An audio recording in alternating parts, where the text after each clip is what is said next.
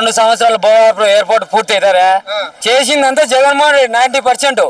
10% గేట్లు పెట్టడము చేసిన అభివృద్ధి మేము చేసినాం. భోగాపురం ఎయిర్పోర్ట్ లో ఫ్లైట్లు పోతాయని చెప్పుకోవడం వీళ్ళ అలవాటు. భోగాపురం సంగతి తెలుసు కదా, జగన్మోహన్ రెడ్డి గారు నేనే చేశానని చెప్పి ట్వీట్ చేశాడు. మరి ఈ గవర్నమెంట్ స్టార్ట్ చేసింది, మరి జగన్మోహన్ రెడ్డి గారు నిజంగా చేశారా? వీళ్ళు వచ్చే అధికారంలో ఎన్ని రోజులైంది? 2 సంవత్సరం 7 నెలలు. 2 సంవత్సరాలు భోగాపురం ఎయిర్పోర్ట్ పూర్తి అవుతారా? చేసింది జగన్మోహన్ రెడ్డి. సంవత్సరంన్నరలో పేరు చెప్పుకునేది వీళ్ళు. చేసిందంతా జగన్మోహన్ రెడ్డి 90%. 10% గేట్లు పెట్టడము చేసిన అభివృద్ధి మేము చేసినాం. భోగాపురం ఎయిర్పోర్ట్ లో ఫ్లైట్లు పోతాయని చెప్పుకోవడం వీళ్ళ అలవాటు. అది వీళ్ళ విజనరీ. చేసింది జగన్మోహన్ రెడ్డి.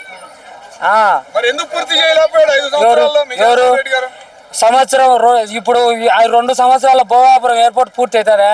నువ్వు చెప్పు 2 సంవత్సరాల భోగాపురం ఎయిర్పోర్ట్ పూర్తి అవుతారా? నువ్వు చెప్పు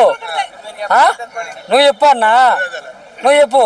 సరే పోనీ మీ ప్రకారమే పోదాం, మీ మీ మీ మీ వాళ్ళ మాట్లాడే ప్రకారం పోదాం.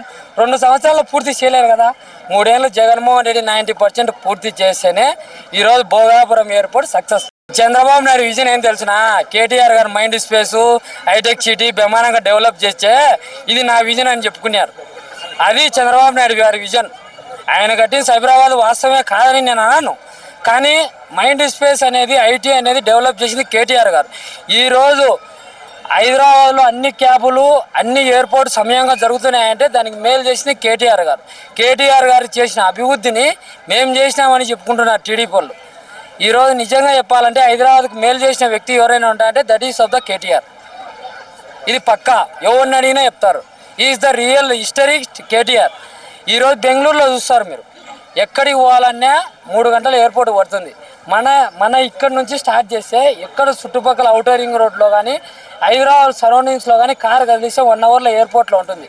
ఆ విధంగా చేసిన వ్యక్తి ఎవరైనా ఉన్నారంటే is the visionary of KTR.